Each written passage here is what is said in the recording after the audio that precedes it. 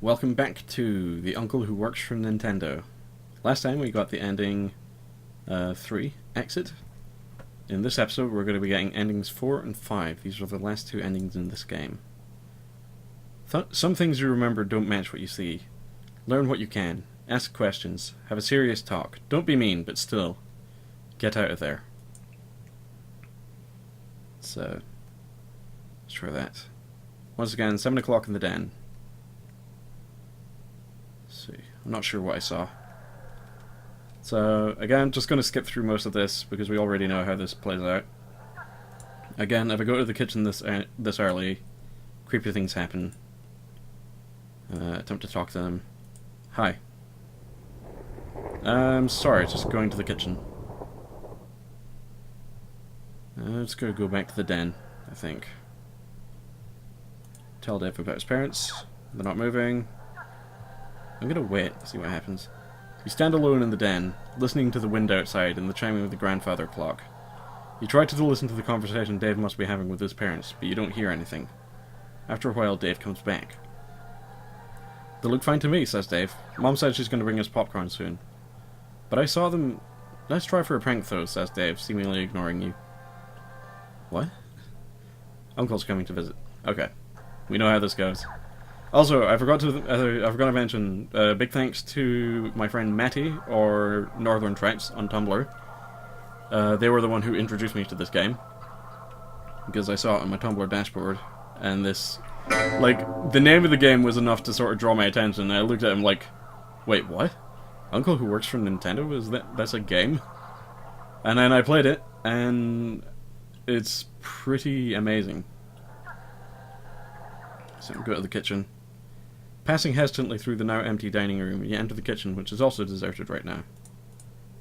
I'm gonna grab a water pitcher. Back to the den. Let's think about Dave's uncle. Began with Mew. Yep.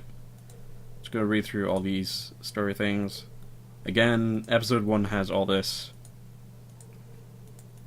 So, I'm just skipping through this for the sake of being a little bit speedier. Snap out of the reflections. Clock chimes. Okay. Nod silently. Midnight. Yep. And she's gone. And I'm gonna remember my own Mew real quick, just in case. Even look different. Yep. Fierce. Ask him why. Trail Mew. Mother was so jealous. Dave's brother. What about him? Why does remembering that comment make you feel uneasy? You snap out of your reflections. So I'm going to ask about the uncle's visit now. So why is your uncle coming? Dave shrugs. Business. What sort of... Oh wait, but I thought he worked for Nintendo. He does, says Dave, frowning but not looking away from the TV screen. He's really important there. Then what does he have to do here? How should I know? I don't work for them. I'm not sure I believe you about your uncle. What? I don't believe your uncle works for Nintendo. You watch as he takes a step towards you. You clench your teeth and wait. And of course, again, he cracks my skull against the carpet. I'm going to take a moment to be dazed. You lie there, expecting another punch or a kick. But to your surprise, nothing happens. Slowly, you sit up to see Dave standing there, arms still stiff at his sides, breathing heavily. You realize he's close to crying. Are you okay? Dave shakes his head, as if remembering something. Never mind, he says. Just never mind. You want to say something more, but he's already re-immersed in the video game. You take a breather. Dave is ignoring the Nintendo and is sitting on the floor, doing nothing. I'm going to talk to Dave. What would you like to talk about? Ask if Dave thinks this storm will be as bad as the last one. I don't like the sound of the wind. You remember that storm we had that tore down all the trees? Do you remember the storm? Asks Dave. Yeah, you say, nodding. But no one remembers the storm, he says. It was big. It took down trees. That's impossible, Dave says. Impossible. No one remembers it. But I do. Dave shakes his head. No, you don't understand. Please, I'm not messing with you, but this is important. But this is different. Something's different. He said no one would remember the store.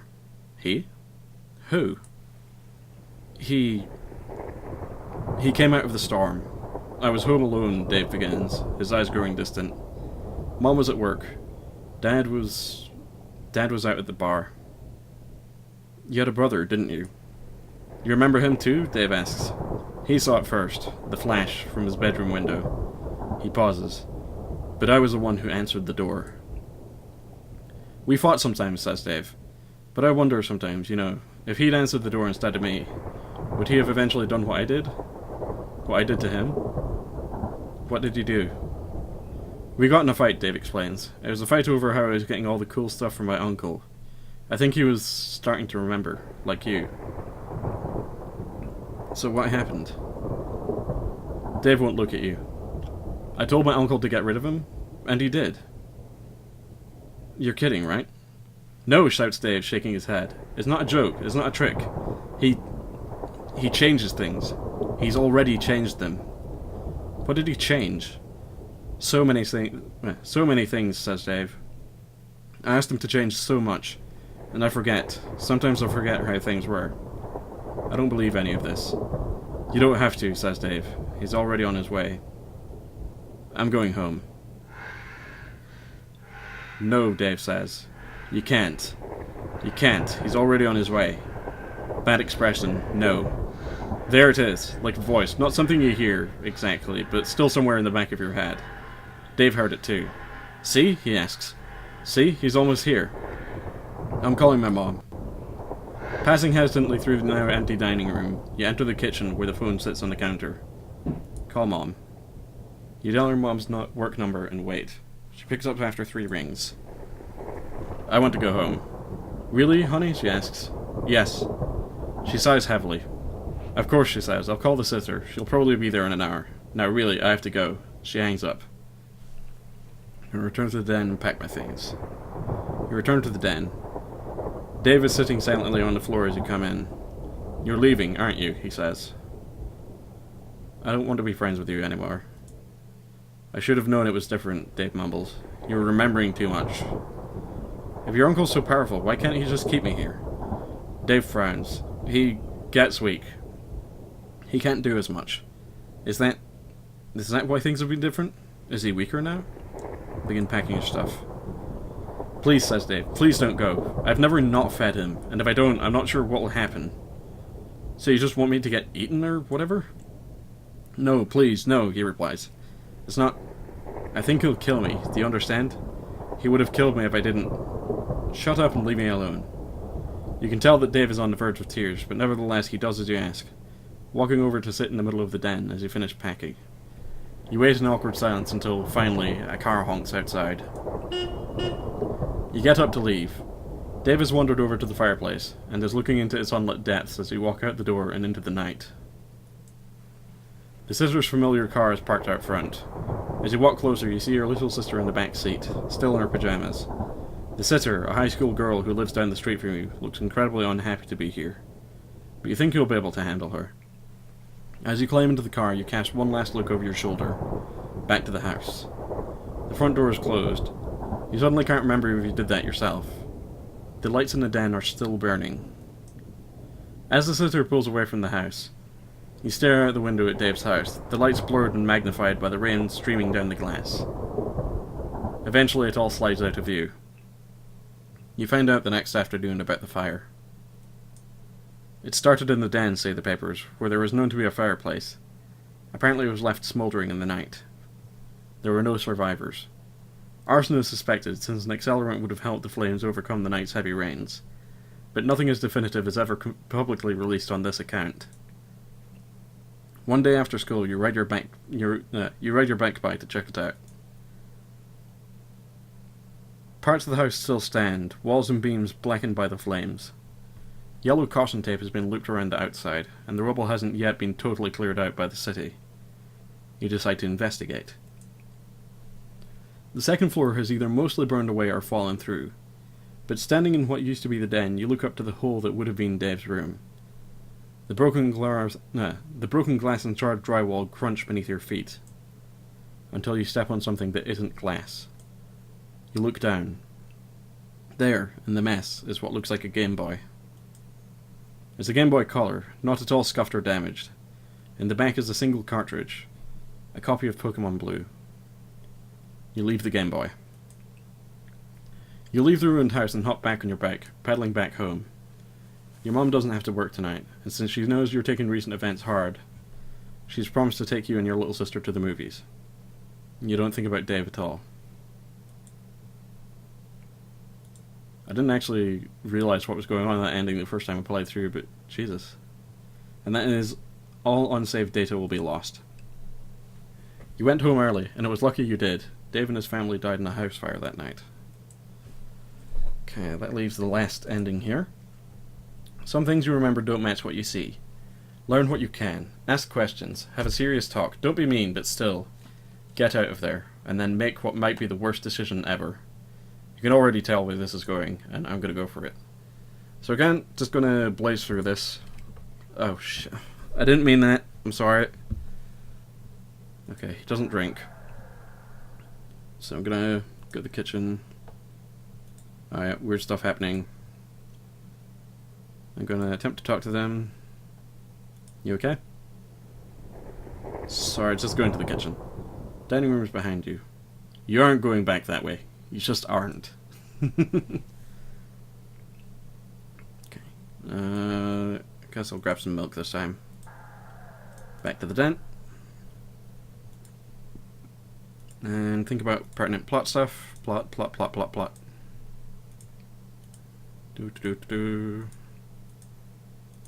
Pretty much this goes exactly the same way as the previous ending, which is why I am just speeding along through this. Just remember my own Mew. Plot stuff. Yep. Jealous. Uneasy. Snap out for reflections. Okay. Tell Dave about his parents. This isn't a very funny joke. Don't be stupid, says Dave. A little meaner than you'd expect. I bet they're just being weird. Give me a second. Play my game if you want. Sure. It's a little like Star Fox, but it's not a game you're familiar with. The colors are a little weird. Still, it's relaxing. Looked fine to me. Mom said she's going to bring us popcorn soon. Okay, so yeah. Uncle's coming to visit.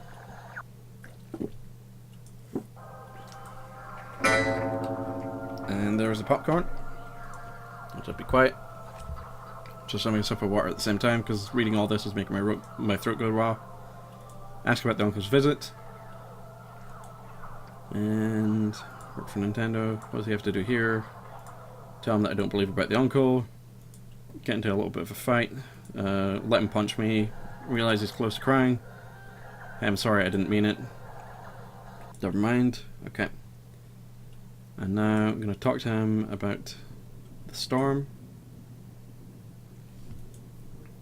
So, yep. Let's see.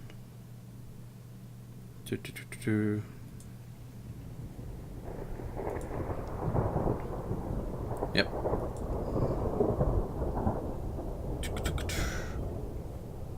Let's see.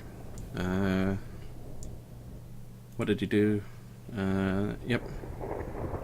So, what did you do? And, yeah.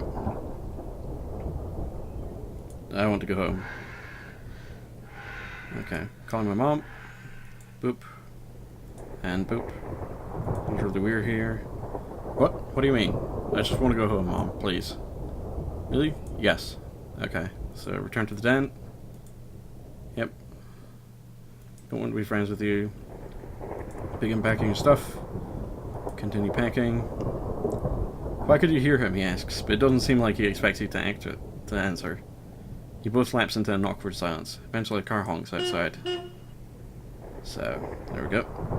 So yeah, what's happened is that, like, because he realizes that something's going to happen to him if his uncle doesn't get fed, as it were, he decides instead to just burn down the house, which is... Jesus, that's pretty extreme. Okay, so, fire. Yep. Yep. So here's where the diverging point comes. This time around, I'm taking the Game Boy. Looking from side to side, as if anyone might actually be watching, you pick up the Game Boy and flick on the power switch. After clicking through the Pokemon intro screens, you find there's no saved game on the cart. It's like a brand new copy. You turn off the Game Boy and, stuffing it in your pocket, return home. Your mom is standing in the kitchen when you arrive, doing dishes, and your little sister is watching some annoying cartoon. Remember to take a bath and get dressed before 7, Mom calls. Remember? You're fairly certain she never told you to do that in the first place. You walk into the kitchen, dropping your backpack on the linoleum floor. Why do I need to do all that? Silly, she says. Your mom turns from the sink to smile at you, and your throat tightens when you see how glassy and empty her eyes are. Don't you remember, she asks, your uncle's coming over for dinner to celebrate his new job. And that is, do you want to continue? While picking through the rubble of Dave's burned down house, he found his old Game Boy and took it home. Coincidentally, your uncle has a new job. Lucky you. But what's this down here? There's a new ending. I think I'm going to save this one for the next episode. The next and final episode. So I hope you've been enjoying this series so far. It's a short series, and it's easy enough to upload because these are all just like still screens. So, file sizes don't get too big. And yeah, I shall see you in the final episode.